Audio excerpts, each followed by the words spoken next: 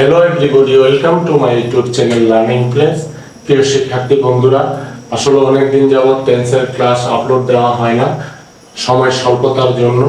তো আমার পঞ্চম শ্রেণীর প্রিয় শিক্ষার্থীদের অনুরোধের কারণে আজকে এই পাস্ট পারফেক্ট টেন্সটা আপলোড দেওয়া।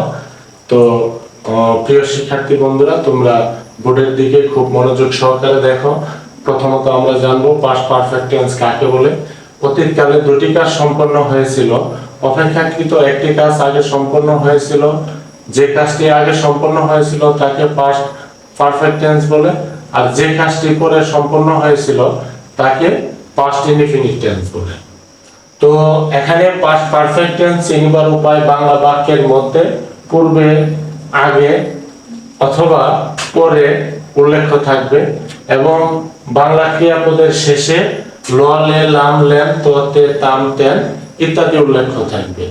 Structure subject plus have plus বি3। বি3 হলো মূল ভার্বের past participle form plus object plus বাকি অংশ যদি থাকে। তো প্রিয় শিক্ষার্থী বন্ধুরা, এই বাকি অংশটা হলো দুটি কাজ যদি হয় তাহলে বাকি অংশটা এটা হলো পাস্ট ইনডিফিনিটের স্ট্রাকচার হয়। এখানে এটা হলো পাস্ট পারফেক্টের স্ট্রাকচার আর এটা হলো পাস্ট ইনডিফিনিটের স্ট্রাকচার। তো প্রিয় শিক্ষার্থী বন্ধুরা, তোমরা এক্সাম্পলে খুব মনোযোগ সহকারে দেখো, এক্সাম্পলে একদম ক্লিয়ার হবে। তো সে আসার আগে আমি ভাত খেয়েছিলাম, এখানে দুটি কাজ সংঘটিত হয়েছে। একটা কাজ হলো সে আসার, আরেকটা কাজ হলো আমি ভাত খেয়েছিলাম। এই দুটি কাজ। তো এখানে কোন কাজটা আগে হয়েছে এটা আমাকে বুঝতে হবে। সে আসার আগে আমি ভাত খেয়েছিলাম, এখানে আমরা প্রথমত চিনবো যেটা কোন টেন্সে আছে। এখানে আগে কথাটা আছে আর লাম কথাটা আছে, এই জন্য এটা পাস্ট পারফেক্ট টেন্সে আছে। এটা বাংলা বাক্য দেখে চেনার উপায়। আর এই বাক্যটার মধ্যে কয়টি কাজ আছে? সে আসার একটা কাজ, আমি ভাত খেয়েছিলাম এটা একটা কাজ।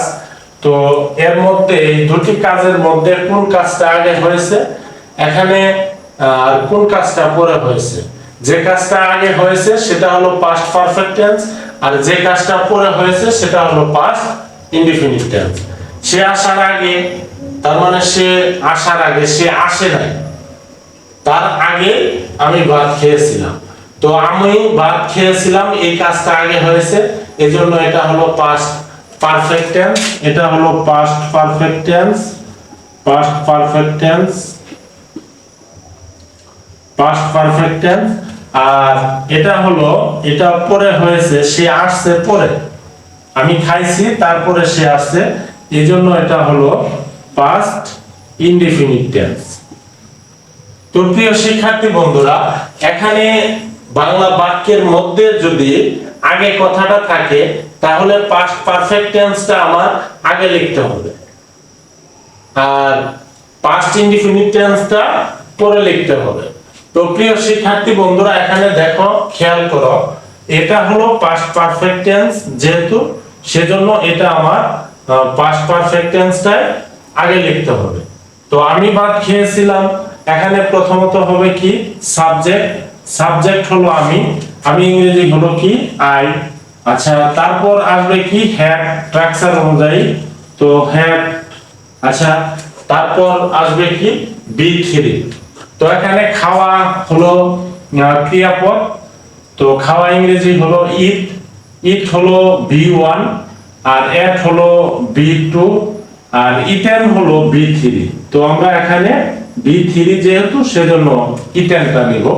আচ্ছা, তারপর আসবে কি অবজেক্ট, তো অবজেক্ট এখানে হলো ভাত, তো ভাত ইংরেজি হলো রাইস। আচ্ছা, এরপর এই যে আগে কথাটা আছে এই জন্য আমরা লাগাবো বি4, বি4। আচ্ছা, তারপর আসবে কি পাস্ট ইনডিফিনিট টেন্স, সে আসা। তো পাস্ট ইনডিফিনিট টেন্সের স্ট্রাকচার আমরা সবাই জানি যে সাবজেক্ট প্লাস ভি2 প্লাস অবজেক্ট। তো এখানে অবজেক্ট নাই, এখানে সাবজেক্ট আছে আর ক্রিয়াপদ আছে অর্থাৎ ভার্ব আছে। তো তো সেজন্য এখানে সাবজেক্ট হলো সে ইংরেজি হলো হি। আচ্ছা, তারপর হবে কি ভার্ব। তো ভার্ব এখানে আসা, তো আসাটা হলো কাম, কাম এটা হলো ভার্ব 1, কেম হলো ভার্ব 2, আর কাম হলো ভার্ব 3। তো এখানে আমরা কি নিয়ে নিব, ভার্ব 2 নিয়ে নিব, তাহলে কেম, সি এ এম ই, কেম। তো এই হয়ে গেল পাস্ট পারফেক্ট টেন্স। প্রিয় শিক্ষার্থী বন্ধুরা, তোমরা দেখো এখানে কোনো ইংরেজি সেন্টেন্সের মধ্যে যদি বিফোর কথাটা থাকে, তাহলে পাস্ট পারফেক্ট টেন্সটা বিফোর মানে আগে, অর্থাৎ তাহলে আগে লিখতে হবে পাস্ট পারফেক্ট টেন্স, আর পরে লিখতে হবে পাস্ট ইনডিফিনিট টেন্স। আর এখানে এরপরের एग्जांपलটা দেখো, এখানে খুব সহজভাবে বুঝতে পারবে যে সে আসার পর আমি ভাত খেয়েছিলাম। এখানেও ঠিক তাই, পর কথাটা আছে বাংলা বাক্যের মধ্যে এবং ক্রিয়াপদের শেষে খেয়েছিলাম। তো এখানে লাম কথাটা আছে, এইজন্য এটা পাস্ট পারফেক্ট টেন্স। তো প্রিয় শিক্ষার্থী বন্ধুরা, এখানেও দুটি কাজ সম্পন্ন হয়েছে, সে আসার একটা কাজ আর আমি ভাত খেয়েছিলাম এটা একটা কাজ। তাহলে এখানে দুটি কাজ। তো আমরা এখান থেকে দেখব যে কোন কাজটা আগে হয়েছে, কোন কাজটা পরে হয়েছে। যে কাজটা আগে হয়েছে সেটা হলো পাস্ট পারফেক্ট টেন্স, আর যে কাজটা পরে হয়েছে সেটা হলো পাস্ট ইনডিফিনিট টেন্স। তো সে আসার পর আমি ভাত খেয়েছিলাম, সে আসছে তারপরে আমি ভাত খাইছি। তো সেজন্য সে আসারটা যেহেতু আগে হয়েছে, সেজন্য এটা হলো পাস্ট পারফেক্ট টেন্স। এটা হলো পাস্ট পারফেক্ট টেন্স, আর আমি ভাত খেয়েছিলাম এটা হলো পাস্ট ইনডিফিনিট টেন্স। তো প্রিয় শিক্ষার্থী বন্ধুরা, তোমরা আরেকটু এখানে মনোযোগ সহকারে দেখো, তাহলে বুঝতে পারবে যে এখানে পর কথাটা উল্লেখ আছে। এই পর কথাটা উল্লেখ থাকলে আমরা এখান থেকে একটা জিনিস শিখব, যদি পর কথাটা উল্লেখ থাকে তাহলে পাস্ট পারফেক্ট টেন্সটা পরে লিখতে হবে। এটাই এখানে অনেক শিক্ষার্থী ভুল করে থাকে। তো এখানে পর কথাটা থাকার জন্য আমরা পাস্ট পারফেক্ট টেন্সটা পরে লিখব। তাহলে আমাকে আগে কি লেখা লাগতেছে, যে এখানে আমাকে আগে লেখা লাগতেছে যে পাস্ট ইনডিফিনিট টেন্সটা। তো পাস্ট ইনডিফিনিট টেন্সটা আমি আগে লিখব। এখানে পাস্ট ইনডিফিনিট টেন্স হলো আমি ভাত খেয়েছিলাম, এটা হলো পাস্ট ইনডিফিনিট টেন্স। আর পাস্ট ইনডিফিনিট টেন্সের স্ট্রাকচার আমরা সবাই জানি যে প্রথমত হবে কি সাবজেক্ট, আচ্ছা তারপর হবে কি ভার্ব টু। তো এখানে খাওয়া, খাওয়া ইংরেজি হলো ইট, আর ইটের ভার্ব টু হলো এট। তো এখানে এট হবে। আচ্ছা, এরপর হবে কি অবজেক্ট, অবজেক্ট হলো ভাত, তো ভাত ইংরেজি হলো রাইস। আচ্ছা, এখানে তারপর হবে কি এই পর কথাটা আছে, এই জন্য হবে আফটার, আফটার। আচ্ছা, তারপর হবে কি সে আসার, এটা হলো পাস্ট পারফেক্ট টেন্স। এটা পাস্ট পারফেক্ট টেন্সটা আমরা লিখবো। এখানে পাস্ট পারফেক্ট টেন্সে এখানে সাবজেক্ট হলো সে, তো সে ইংরেজি হলো হি। আচ্ছা, তারপর হবে সাবজেক্টের পরে আসবে হ্যাড, তো এখানে আমরা লিখবো হ্যাড। আচ্ছা, তারপর হলো ভার্ব 3, ভার্ব 3 এখানে আসা ক্রিয়াপদ, তো আসা ইংরেজি কি কাম, কাম কেম কাম। তো এখানে আমরা কি লিখবো, কাম লিখবো। কাম হলো ভার্ব 3। তো এখানে কামটা দেখো, অনেক শিক্ষার্থী এখানে প্রশ্ন করে থাকে যে স্যার কাম ভার্ব 1ও আবার কাম ভার্ব 3ও। তো এখানে যে এই কামটা ভার্ব 3, এটা আমরা কিভাবে বুঝতে পারবো? প্রিয় শিক্ষার্থী বন্ধুরা, তোমরা দেখো যদি এই কামের আগে কি আছে, হেড আছে, তো এই হেডের পরে কি আছে, কাম হচ্ছে। এইজন্য এই হেডটা এই কামটাকে ভার্ব 3 হওয়ার জন্য কি করছে, মানে জোরদার করছে বা ভার্ব 3 হতে বাধ্য করেছে। এইজন্য এই কামটা এই হেডের জন্য এখানে আমরা কি করব, এটা ভার্ব 3 বলবো। যদি হেড থাকে এবং হেডের পরে যদি কি থাকে, কাম থাকে, তাহলে সেটা ভার্ব 3। আর এখানে যদি কি হতো, এই কামটা আছে কিন্তু এখানে হেড নাই, তাহলে আমরা সেটা বুঝতাম যে এটা ভার্ব 1। তো প্রিয় শিক্ষার্থী বন্ধুরা, আমরা নেক্সট উদাহরণে যাব, যে ডাক্তার আসার পূর্বে রোগীটি মারা গেল। তো এখানে আমরা এখানেও দুটি কাজ, এখানে দুটি কাজের মধ্যে ডাক্তার আসার একটা কাজ আর রোগীটি মারা গেল। এই দুইটা কাজের মধ্যে আমরা দেখব যে কোন কাজটা আগে হয়েছে আর কোন কাজটা পরে হয়েছে। ডাক্তার আসার পূর্বে, ডাক্তার আসার পূর্বে রোগীটি মারা গেল, এখানেও দুটি কাজ, একটা কাজ আগে হয়েছে আর একটা কাজ পরে হয়েছে। তো আমরা এখানে দেখব যে কোন কাজটা আগে হয়েছে কোন কাজটা পরে হয়েছে। যে কাজটা আগে হয়েছে সেটা হলো পাস্ট পারফেক্ট টেন্স, আর যে কাজটা পরে হয়েছে সেটা হলো পাস্ট ইনডিফিনিট টেন্স। তো প্রিয় শিক্ষার্থী বন্ধুরা, এখানে এই এক্সাম্পলে খুব মনোযোগ সহকারে দেখো।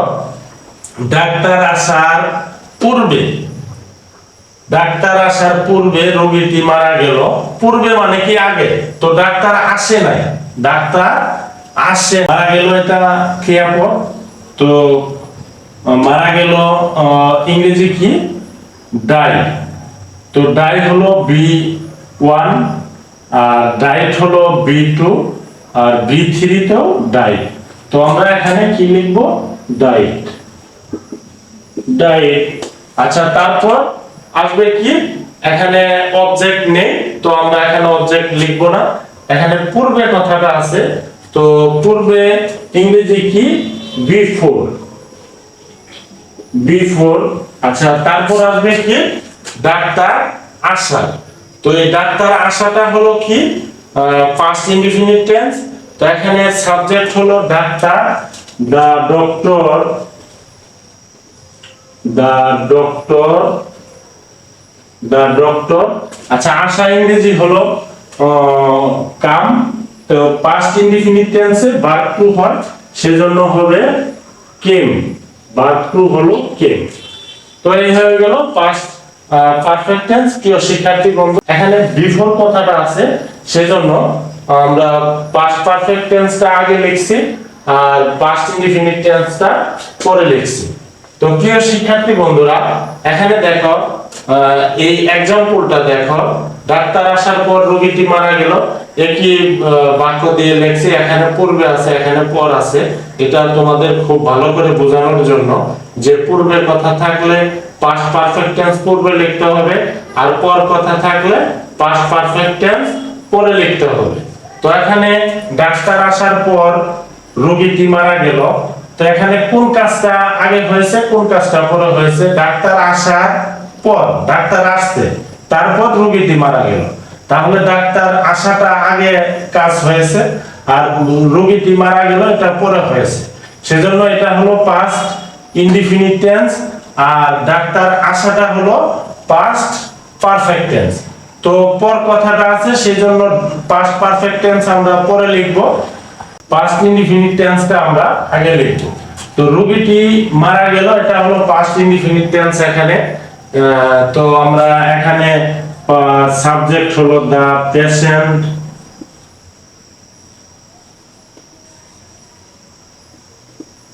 The patient. আচ্ছা, তারপর পাস্ট ইনডিফিনিটের সাবজেক্ট প্লাস B2। তো মারা গেল এটা হলো B1 হলো ডাই আর B2 হলো ডাইট, DIED, ডাইট। আচ্ছা, তারপর আসবে কি পর, পর কথা, এটার ইংরেজি কি, আফটার, আফটার। আচ্ছা, তারপরে ডাক্তার আসা, এটা হলো পাস্ট পারফেক্ট টেন্স, সেজন্য এখন আমরা পাস্ট পারফেক্ট টেন্সে স্ট্রাকচার অনুযায়ী লিখব। এখানে ডাক্তার, দা ডক্টর, দা ডক্টর, দা ডক্টর। আচ্ছা, তারপর কি আসে, হ্যাট আসবে, তো এখানে আমরা হ্যাট নিব, হ্যাট। আচ্ছা, তারপর হলো B3, এখানে আসা, তো আসা ইংরেজি কি, কাম, কেম, কাম, B3 ও কি হবে, কাম। তো প্রিয় শিক্ষার্থী বন্ধুরা, এই হয়ে গেল পাস্ট পারফেক্ট টেন্স। তো এখানে আফটার কথাটা আছে, সেজন্য পাস্ট পারফেক্ট টেন্সটা আমি পরে লিখছি, এই অংশটা পাস্ট পারফেক্ট টেন্স আর এই অংশটা হলো পাস্ট ইনডিফিনিট টেন্স। এখানে আফটারের জন্য পাস্ট পারফেক্ট টেন্স আমার পরে লেখা লাগছে আর পাস্ট ইনডিফিনিট টেন্স আগে লেখা লাগছে। তো এইটুকু মনে রাখবে প্রিয় শিক্ষার্থী বন্ধুরা, আর বাসায় বেশি বেশি एग्जांपल করবে আর তাহলে বুঝতে পারবে যে পাস্ট পারফেক্ট টেন্স আর সমস্যা থাকবে না পাস্ট পারফেক্ট টেন্স সম্পর্কে। এরপরও যদি কোনো সমস্যা থাকে, কোনো ডাউট ফিল করো, তাহলে অবশ্যই মেসেজ দিয়ে জানাবে, আমি মেসেজ অবশ্যই চেক করব। আর আমার এই ক্লাসটি যদি ভালো লেগে থাকে তাহলে সবাই সাবস্ক্রাইব করবে এবং লাইক কমেন্ট করবে। ধন্যবাদ।